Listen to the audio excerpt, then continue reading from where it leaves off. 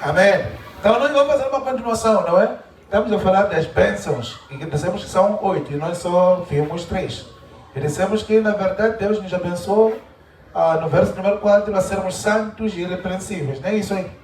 Santos e irrepreensíveis. Dizer ser santo e irrepreensível é um estágio de não limitar a Deus. É um estágio que Deus faz aquilo que quer, como quer. É um estágio que no livro de Romanos, Paulo chama de estágio de glorificação. É um estágio que Deus não é limitado. No livro de Hebreus chamamos de descanso. É um estágio que a fé atingiu um descanso. Não estou a entender. A fé atingiu o quê? Um descanso. Deus move sem nenhuma limitação. E dizemos que, na verdade, a única maneira de nós termos isso aqui é só aceitar Jesus. Quando você aceita a dádiva livre de Deus, essas bênçãos já estão dentro de ti. Não é uma coisa que você vai receber, é uma coisa que você já tem. E para manifestá-lo, você tem que se arrepender. Você tem que ir ao arrependimento. Quando há arrependimento, existe aquilo que é manifestação dessas bênçãos. Aleluia. E dissemos também, quando você é abençoado de ser santo e irrepreensível, não limita a Deus. A segunda bênção é o que? Você foi adotado filho de Deus. Filho de Deus é o que? Filho de Deus é tetraca. O que é o tetraca? É uma pessoa que, na verdade, governa no lugar de Deus. É uma pessoa que foi dada toda a autoridade. E essa autoridade é a autoridade sobre a natureza, autoridade sobre os espíritos, autoridade sobre pessoas, autoridade até sobre recursos. E ser filho de Deus não pode só terminar aí. Tem que ser filho e depois você estar disposto a ser crescido, a crescer. Cresce a relação com Deus de filho para amigo de Deus. E cresce a relação de amigo para noiva de Deus. E quando falamos de filho de Deus, falamos da pessoa de Abraão. Abraão era filho, era amigo de Deus. Apesar de ser filho de Deus, ele era amigo. Que Deus lhe tratava de amigo. Quando eu tenho um amigo, eu conto aquilo que não conto para o meu filho. Amém? Há segredos que eu conto para o meu amigo que não conto para o meu filho. E Abraão era aquele tipo de indivíduo. Vou destruir Sodoma e Gomorra. Meu amigo, Abraão. E ele sugere, que tal se você encontrar assim, não é? Moisés, por exemplo, Deus diz falava com ele como se o amigo falasse com ele, cara a cara. Então Deus faz isso, que é amigo de pessoas, que essas pessoas têm comunhão com ele. Você tem comunhão de pai para filho, não é? Tem que crescer a ser amigo, crescer a ser noiva. Noiva tem ainda mais segredos que o amigo não tem. Não entenderam? A noiva tem ainda mais segredos que o amigo não tem. E nós referenciamos até crônicas, referenciamos a Amós, que até Isaías, citamos algum verso aí, que na verdade Amós diz que Deus não faz nada sem antes revelar aos céus. Temos na Bíblia um homem de Deus pelo nome de Elias, que uma criança morreu. E ele ora assim, Deus, você não me contou isso aqui. Escondeu isso aqui de mim. Quer dizer, ele tinha uma relação com Deus, que qualquer coisa que Deus quisesse falar, fazer, ele tinha que lhe comunicar. Ele faz de maneira que a pessoa está ciente. E isso aqui é uma bênção dada à igreja, amados. Que Deus não quer ter segredo para conosco. Deus quer lidar conosco de uma maneira que todo o plano dele é anunciado a nós. Nós sabemos que amanhã ele tem um plano de chuva. Nós sabemos que amanhã isso aqui vai acontecer. Nós sabemos que amanhã ele vai permitir isto, não vai permitir aquilo. Isso aqui é glória. Amém? Isso aqui é descanso na fé. Isso aqui é na verdade, a vida que Deus dá. E terceira bênção, nós dissemos que era o perdão dos pecados. Esse perdão dos pecados, segundo o próprio verso que nós lemos, vem por intermédio da redenção. Por intermédio do sangue de Jesus. Então nós adquirimos perdão dos pecados. Perdão de pecados não é apenas que eu fui perdoado, mas a pessoa que eu perdoar será perdoado. Eu tenho, na verdade, não é aquela coisa de se eu decidir isso aqui por causa de meu, não quero lhe perdoar, a pessoa não vai ser perdoada. Não. É que, na verdade, eu tenho poder sobre o pecado. O pecado me domina. O que me faz, por exemplo, não perdoar os outros é por causa do pecado mesmo. É pecado guardar mágoa até o dia seguinte, não é? Mágoa de alguém. Quer dizer, mágoa é não perdoar a pessoa, não é? Então, mas em Cristo nós fomos dados a graça ou a bênção de perdão de pecados. Nós temos poder sobre esse pecado aí. Temos poder. Pecado não tem poder sobre nós. Desde que o sangue de Jesus esteja em mim, pecado não tem poder sobre mim. Eu tenho poder sobre ele. É uma bênção. E essas bênçãos todas, são 3, não é? Foram predestinadas. Deus predecidiu que eu seria santo e irrepreensível, eu seria seu filho e eu seria aquele que tem poder sobre o pecado. Aleluia. E hoje nós vamos continuar nas bênçãos. A quarta bênção é no verso de número 8 e 9.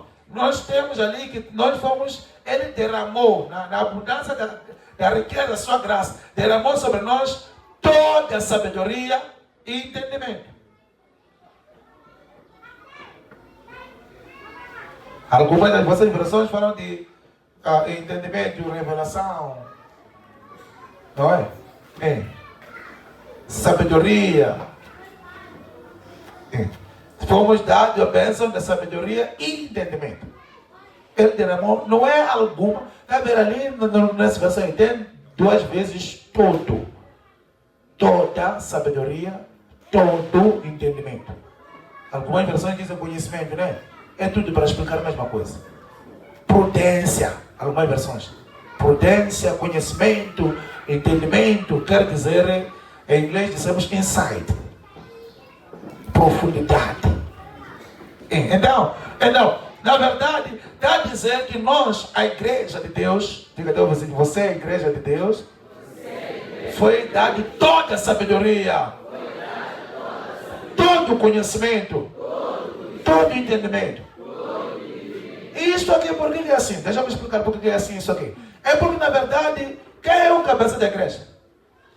Jesus Cristo. Quem é Jesus Cristo? É Deus, não é? Então, sim, Jesus Cristo é Deus, que é a cabeça da igreja. E Deus é onisciente. O que faz o seu corpo? Fica natural que o seu corpo seja sábio. Se o cabeça é onisciente, o corpo também fica onisciente.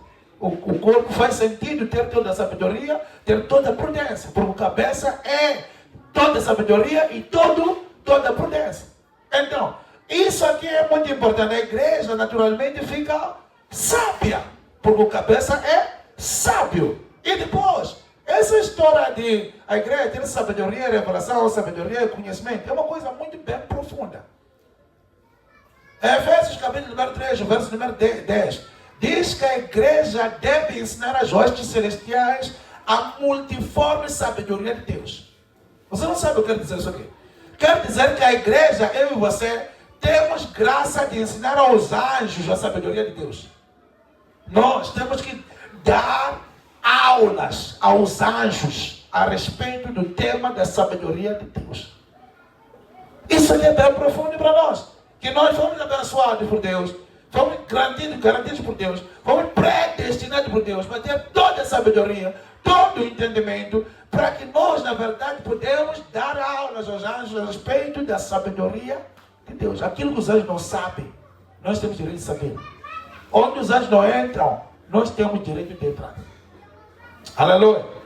E o verso 9 até é mais profundo. Diz que isso aqui é para fazer sabidos os mistérios da vontade de Deus na igreja. Não virou isso aí no verso? Diz lá, o vizinho está dormindo, não é para dormir, é importante agora. E essa sabedoria aqui não é para só orgulho próprio, arrogância própria. É para fazer sabido o mistério da vontade de Deus. Amém? E porque você não pode conhecer a Deus se não tem essa sabedoria. Não pode conhecer os mistérios de Deus se você não tem sabedoria e entendimento. Então, Ele não vai cobrar você saber de coisas sem antes ter preparado te dar toda a sabedoria e todo o entendimento. Ele derrama sobre ti toda a sabedoria e todo o entendimento. Mas como para você saber das coisas? Faz sentido você saber. Dizendo, se você é filho cresce até o estágio de noiva. Noiva não há segredo com seu noivo, não é? Tudo é contado. E isso aqui faz sentido. É porque para o seu filho ele derramou toda a sabedoria e todo o entendimento. É por isso que este aqui não tem segredo com ele. Tudo aquilo que ele vai fazer, ele conta para ele. Por quê? Por causa da graça que já deu. Da sabedoria e entendimento. Faz sentido, amados? Esta é uma bênção. Aleluia. E essa bênção de sabedoria e conhecimento, sabedoria e essa revelação, quer dizer, Deus revela a partir do propósito da criação, do propósito do governo das nações, do propósito da história do mundo. Não entenderão vocês? Isso aqui, ele anuncia, ele revela a igreja dele. A igreja verdadeira, Deus anuncia a essa igreja o propósito da criação. Por que ele criou todas as coisas? Por que ele governa as nações? Por que ele governa o curso da história? Por quê? A igreja verdadeira é dada o conhecimento dessas coisas. Na verdade, é por conta disso aí que a igreja verdadeira é coagida a orar. É chamada a oração. Promove a oração na igreja verdadeira de Deus. Aleluia. Ele promove o quê? A oração. Que de acordo com essas orações, ele vai exercitar a sua soberania. Aí eu pensei que algumas pessoas que gostam de orar pudessem dizer, de acordo com a oração desses aqui, que ele deu toda a sabedoria e conhecimento, ele exercita a sua soberania. Se for vontade dele cair chuva, ele faz a igreja capta por causa da sabedoria e conhecimento que é vontade de Deus haver chuva. A igreja ora e Deus responde àquela oração cair chuva. Vamos chegar lá, acabar. Porque esse aqui conhece os desígnios de lá, conhece as vontades de lá. É por isso que eles estão aqui para os desejos de lá, estão aqui para representar lá. E depois conhecem isso aí. Eles são chamados a orar. São chamados, é por isso que em Crônicas, segunda de Crônicas 7:14, se o meu povo que chama pelo meu nome se humilhar, desistir dos seus caminhos errados, quando orar, o que Deus vai fazer? Vai sarar, vai descer, vir sarar a terra. Quer dizer, a tua oração, o teu arrependimento faz as coisas acontecerem. Por quê? Porque é a pessoa que Deus elegeu antes da criação. É a pessoa que Deus escolheu derramar toda a sabedoria e prudência, toda a sabedoria e o conhecimento. Para quê? Para que se conheça os mistérios da sua vontade. Para o mistério da sua vontade se conhecer, é preciso ter você, que foi abençoado com todas essas pessoas aqui. Aleluia. Aleluia. Porque nesse mundo você pode encontrar uma irmã que é igual a Ana, que não concebe. E segundo a ciência dizem que é estéril. E fica um mistério porque Deus criou uma mulher com útero que não pode conceber. Não é um mistério isso aí? Mistério é um segredo. É uma coisa que nós não entendemos. Por que uma mulher pode nascer com útero e não pode conceber? Por que a Ana nasceu com útero e não podia conceber? É um mistério. Mas pessoas que foram dadas a sabedoria e conhecimento de Deus sabem por que Ana nasceu daquela maneira. Sabem por que aquilo lá aconteceu. Sabem por que aquele homem nasceu cego. Perguntaram a Jesus, esse homem por que nasceu cego? Será que é por pecado? Será que é por sabe o que Jesus disse? O mistério é que era para que a vontade de Deus se cumprisse. Era por causa daquele dia específico que a glória de Deus deveria se manifestar. Isso é um mistério. Entendeu? E esse mistério é entregue à igreja. É por isso que a igreja não se desespera por causa de uma situação. A igreja não se desespera por causa de uma circunstância. A igreja não se desespera porque as coisas parecem que não estão dando certo. A igreja não se desespera porque meu filho está doente. A igreja não se desespera porque eu perdi emprego. Não. A igreja, na verdade, tem toda a sabedoria e conhecimento. Tudo o que faz é vasculhar na biblioteca dos céus. Qual é o mistério nesse acidente aqui? Qual é o mistério nessa doença aqui? Qual é o mistério nesse barulho aqui? Qual é o mistério nisso aqui? E quando você descobre o mistério, você é chamado à oração. E quando você ora, a soberania de Deus é exercitada segundo a tua oração. É por isso que é importante orar. Mas tem que orar entendendo que você ora do ponto de vista de uma pessoa que recebeu toda a sabedoria e conhecimento. Na verdade, você, irmão, deve orar a vontade de Deus. Aleluia. Se eu tenho a sabedoria e o conhecimento que diz que, na verdade, pelas pisaduras de Jesus eu fui sarado.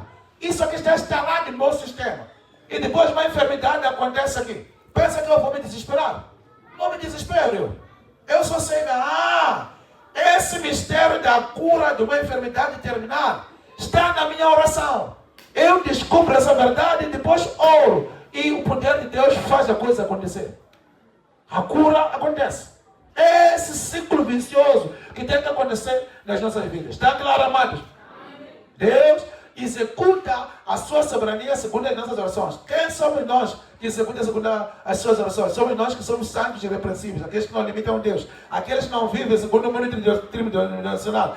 Quem somos nós? Somos aqueles que somos filhos. Filhos que cresceram ao nível de amigo, cresceram ao nível de noiva, que não há segredo entre nós e Deus. Por quê? Porque Ele derramou sobre nós toda a sabedoria e conhecimento. Porque nós sabemos de todas as coisas que são de Deus, são nos reveladas. Nós somos coagidos a orar. E quando nós oramos, Deus age segundo as nossas orações. A sua soberania é executada de acordo com a minha declaração na oração. Diga ao teu vizinho, é muito importante a tua oração. Tua oração é muito importante. É por isso que fica incompreensível ter cristãos que não oram. Quando os cristãos não oram, morre na nação. Quando os cristãos não oram, tem muito barulho na nação. Quando os cristãos não oram, tem muita coisa que acontece. Por quê?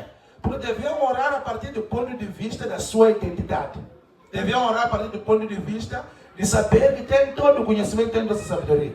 Se, por exemplo, é uma desgraça que está acontecendo na nação porque nós pecamos, eles aqui vão saber que isso aqui é preciso nós nos arrependemos.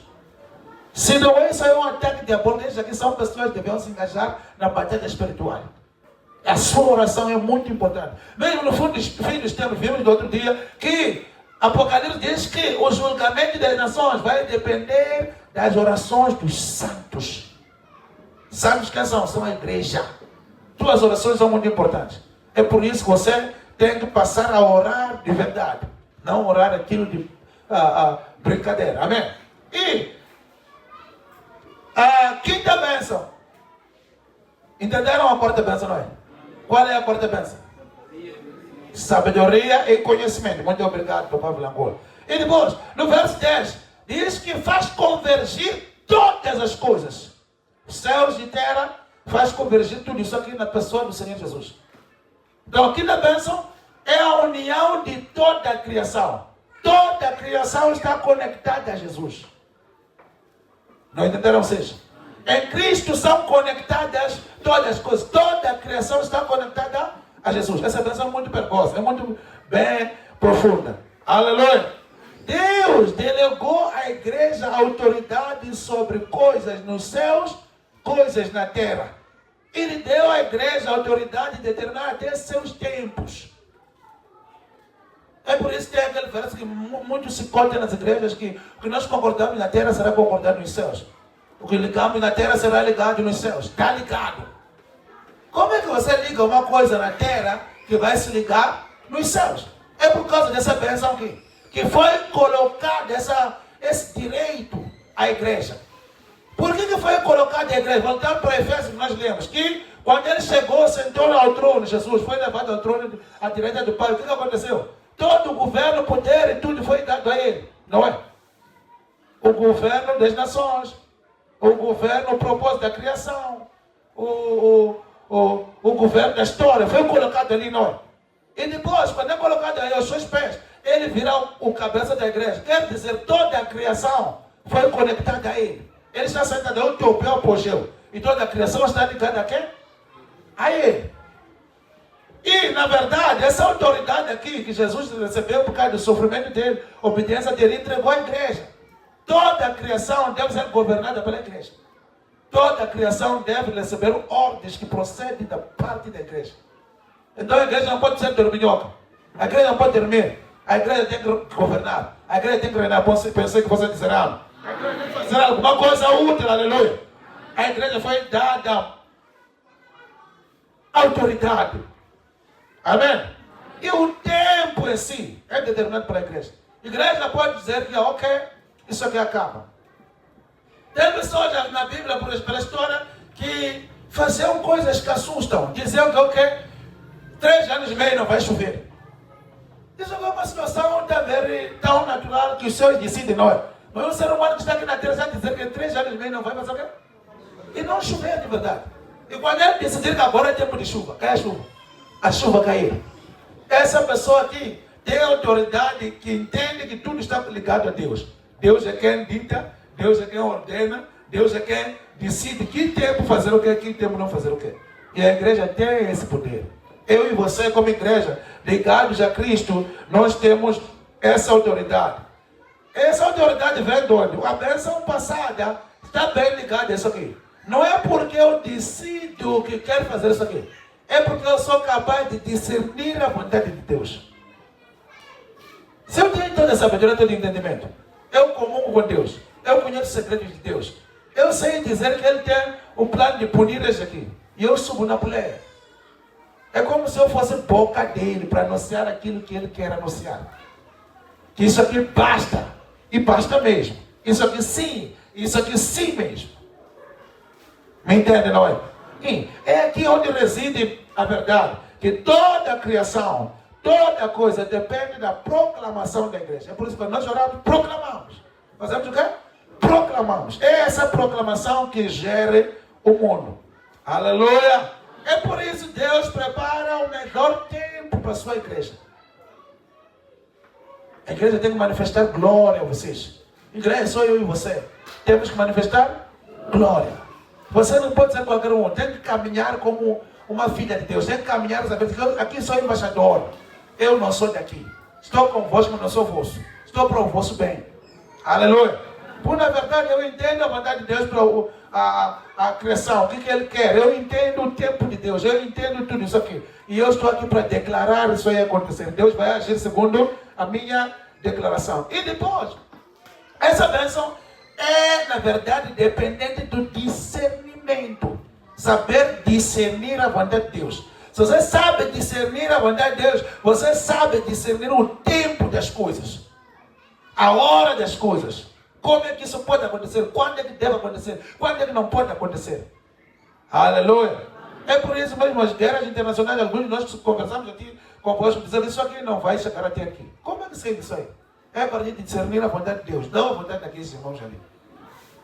Dizer isso aqui, depois vão se trair, vão se abandonar, isso aqui, depois se traem. Como é que você sabe disso aqui?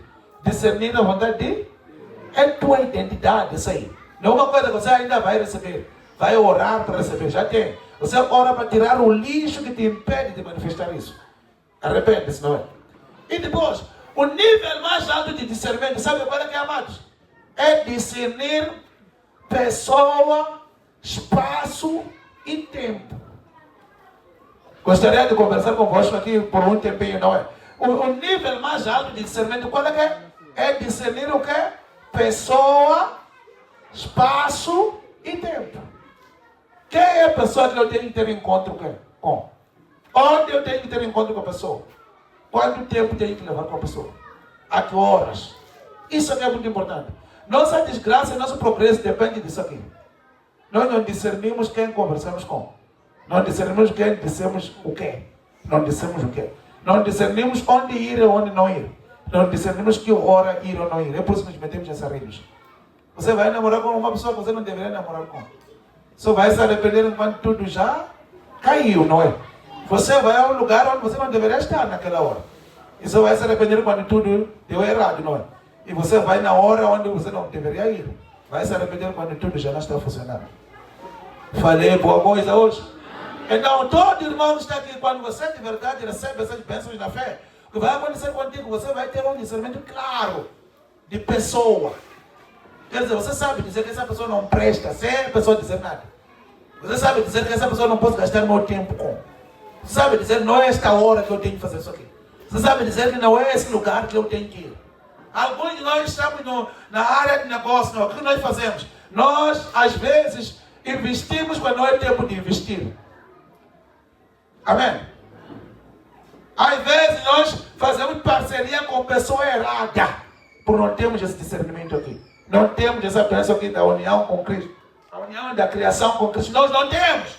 É por isso que fazemos negócio com pessoas erradas.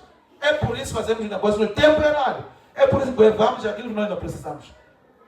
Aquilo vai trazer de graça. Pastor, eu pensei que ele tivesse acertado, porque aquele ali fez, deu certo, eu vou para isso aqui. Oraste, irmão.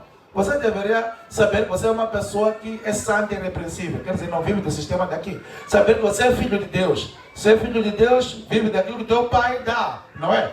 E depois saber dizer que você, na verdade, tem poder sobre o pecado. Não é uma pessoa que vive de pecado. O pecado não te domina. Saber dizer que você tem toda a sabedoria e conhecimento. Então, se eu tenho toda a sabedoria e conhecimento, tem que buscar dessa sabedoria se esse negócio é correto ou não.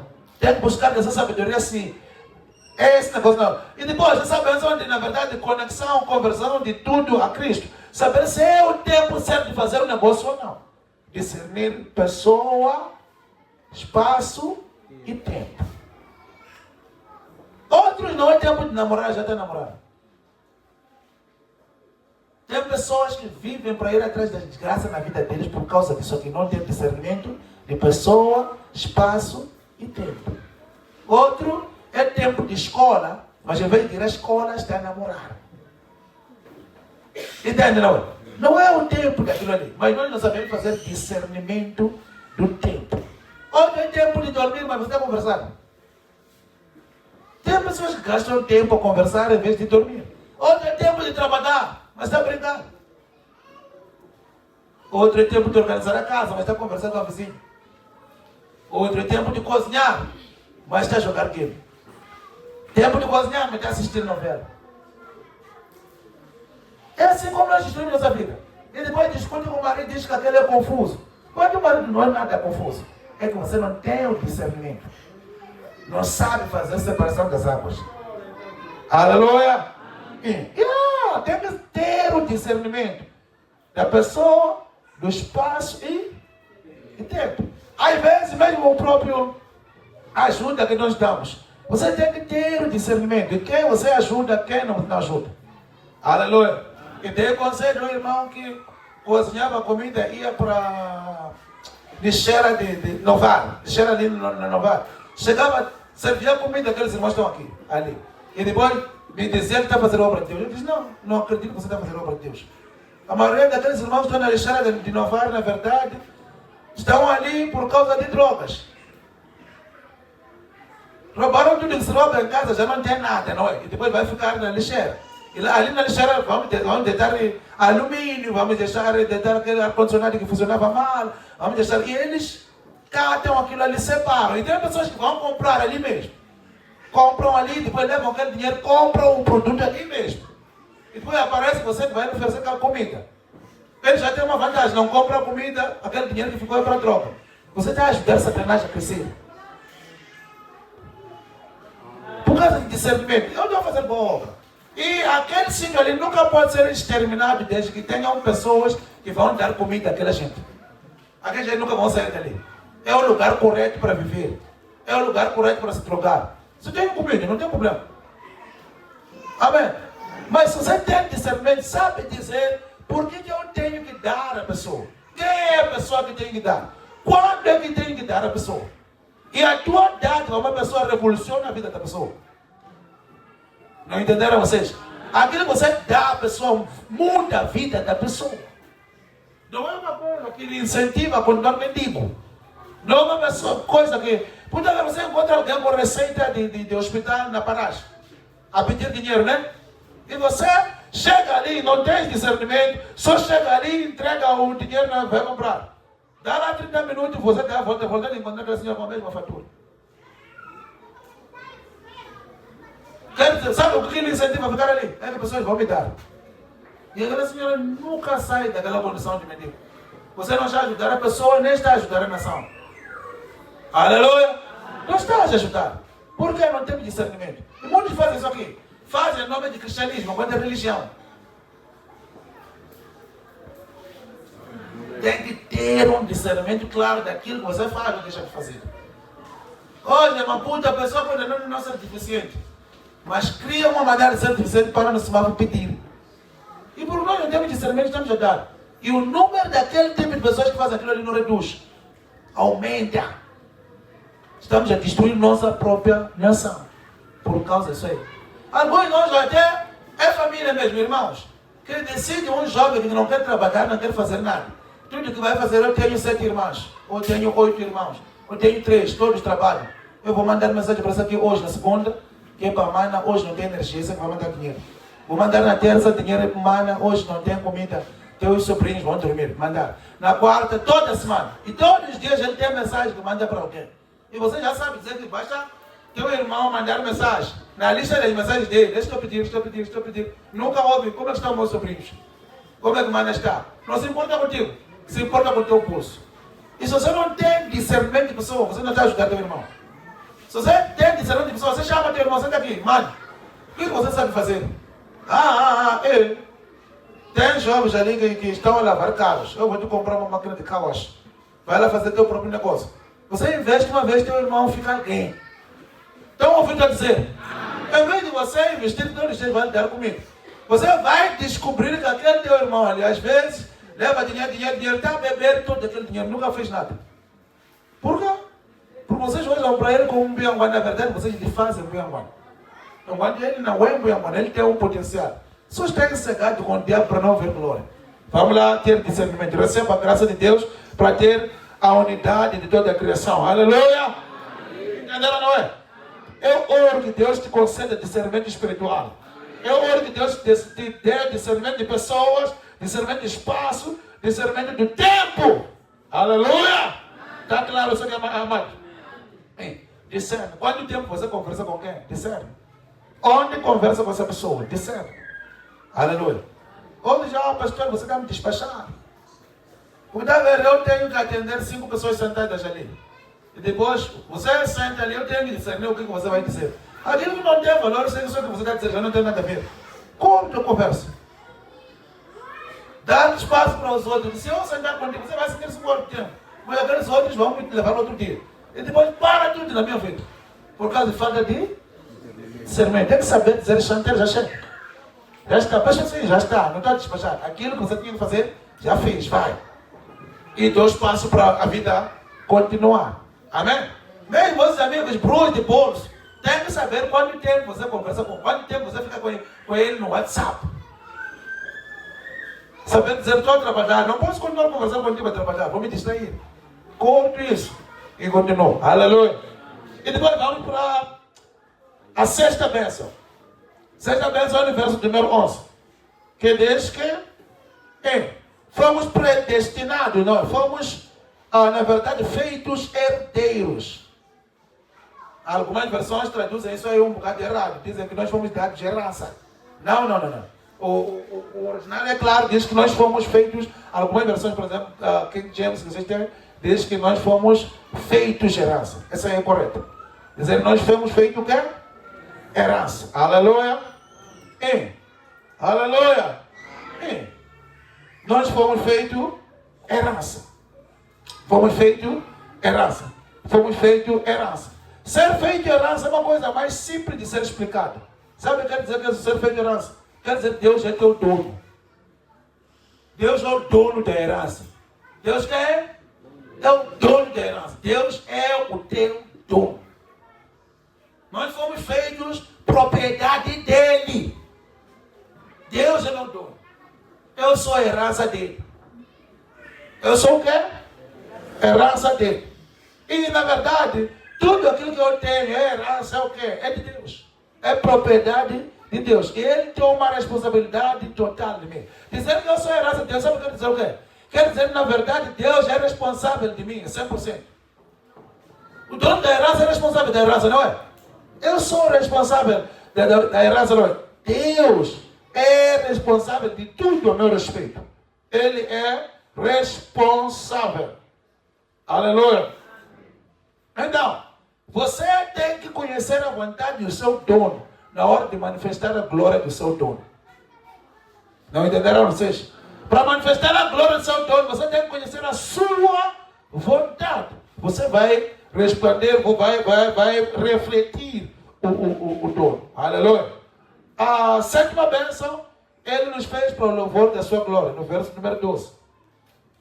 Nos fez para o louvor da sua glória. Aleluia. E nós, na verdade, louvor da sua glória, louvor da sua glória. Quer dizer, quando Deus olha para mim, canta, não é? Quando olha para mim, se alegra, não é? Quando olha para mim, eu sou o orgulho dele. Ele se sente orgulhoso. É por isso, lembra da história de Jó? Ele se orgulhou, Deus, e viste meu servo, viste meu filho, viste aquele ali. Deus tem orgulho de ti. Olha para o teu vizinho. Deus tem orgulho de ti. Deus tem orgulho de ti. Deus tem orgulho. Nós, na verdade, amados, somos o propósito de Deus, não o meio ou o mecanismo de Deus. Somos um propósito, não o meio. Não sei se está claro, sabe? Somos o quê? O propósito, não o meio. Aleluia! Nós não somos o meio para Ele receber glória. Somos o propósito para a criação. Ele, na verdade, derramou sobre nós a sua glória. Que quando nós recebemos a glória, devolvemos a glória para Ele. Essa é a brincadeira que nós temos com Deus. Ele dá a palavra, assim, costumo dizer isso aqui várias vezes. Está vendo? Ele fez isso aqui, está vendo? Deu a palavra assim, pá! E depois você faz o quê? Devolve a palavra, pá! Me entende, né? Não, você não vai dar glória que você não recebeu. Ele te dá glória e depois você vai dar glória a Deus. Aleluia. Nós não somos os meios. Por exemplo, quando a pessoa é meio, por exemplo, sou um pastor. Um pastor usar os membros como meio para se enriquecer. Isso é errado, não é? Nós não somos os meios. Somos o propósito. O propósito de eu ser pastor são vocês. É por isso que vocês são minha coroa. Vocês são minha glória. Vocês não são um meio. Não. Vocês são um propósito de eu ser pastor. Afinal, pastor é pastor por causa das ovelhas, né? As ovelhas não são um meio para o pastor alcançar leite. Não. As ovelhas são um propósito de ser pastor. Até o nome pastor vem por causa das ovelhas.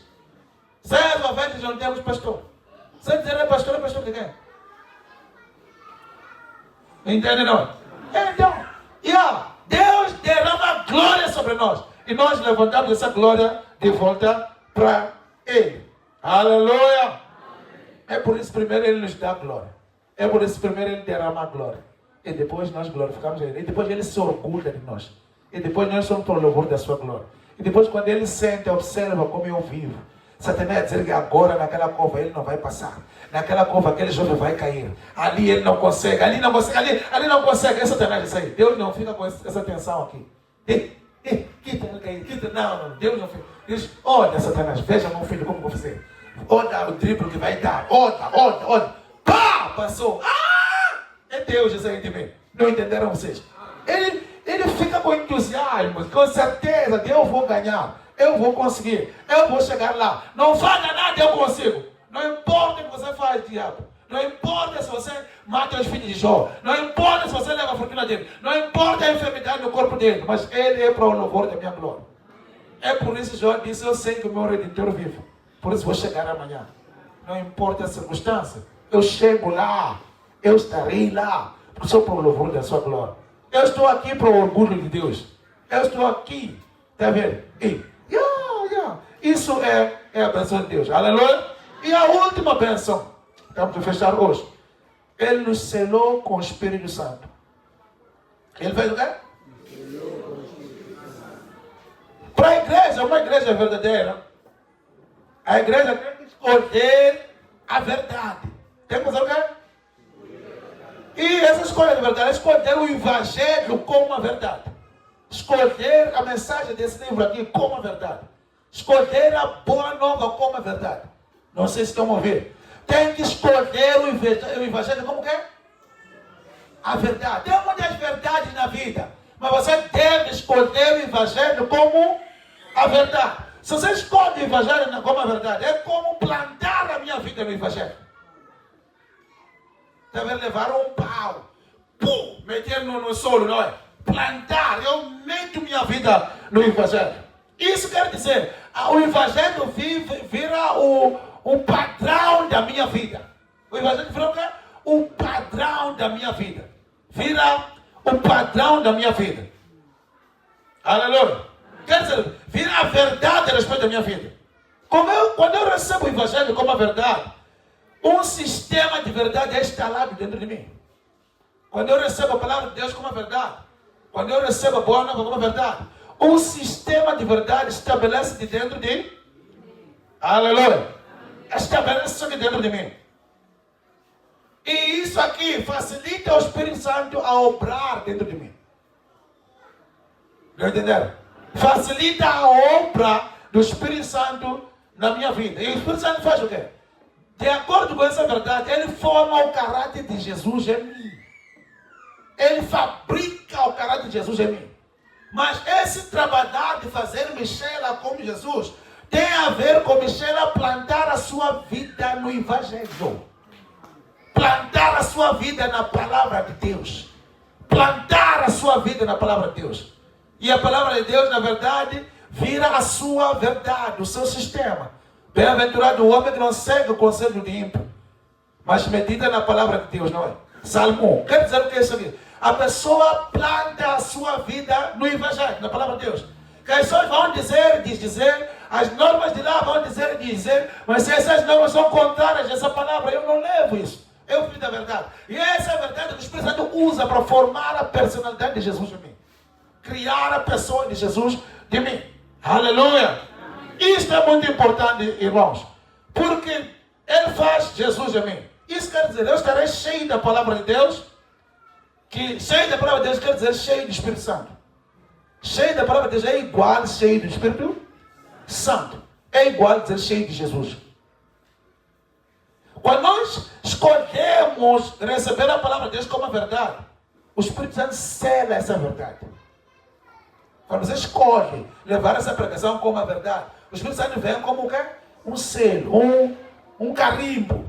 Vem, pá, carimba. E quando ele carimba, sabe qual é a garantia que está dando? É do poder da palavra de Deus. Você passa a ostentar ou a ter o poder que uma palavra de Deus tem. Aleluia. Como resultado dessa bênção, o Espírito Santo obra por meio dessa verdade, confirmando o evento da redenção, que é a compreensão ou o completar da salvação. Nós não dizemos que a pessoa é salva só porque vai à igreja. Dizemos que a pessoa é salva quando escolheu plantar sua vida no Evangelho. E se plantou a sua vida no Evangelho, o Espírito Santo trabalha essa pessoa para conformar a imagem de Jesus. Quando é conformada à imagem de Jesus, porque já tem essa verdade dentro da pessoa, confirma-se que essa pessoa é a pessoa que Jesus redimiu. Confirma-se que essa pessoa é salva. Aleluia. Confirma-se que a salvação está completa na vida deste homem. É isto aqui que no verso de número 14 está dizendo. Que completa essa salvação. Romanos 8, 23 também fala da mesma coisa. No completar da salvação. Que é a redenção dos nossos corpos. Esse corpo aqui é redimido. Aleluia. E eu sou completamente livre. Não sou possuído. Estou completamente livre. O Espírito Santo confirma por intermédio da verdade. Porque essa verdade que eu como escuto, medito, o que o Espírito Santo diz a mim? Que eu sou livre, todas as minhas dívidas foram pagas. Não há demônio nenhum que tenha que vir cobrar, que meu pai ele procurou, ou minha mãe, ou minha avó. Não. A verdade diz o contrário disso aí. O Espírito Santo confirma isso aí. O Espírito Santo serve, o poder da palavra assim se manifesta, quebra-se isso aí. E eu vou experimentar remissão. Vou experimentar a liberdade gloriosa. Vou experimentar a abundância. Vou experimentar o poder que origina daqui. Não sei se estão me entendendo? A experiência dessas verdades. Quando de verdade o Espírito Santo está na minha vida.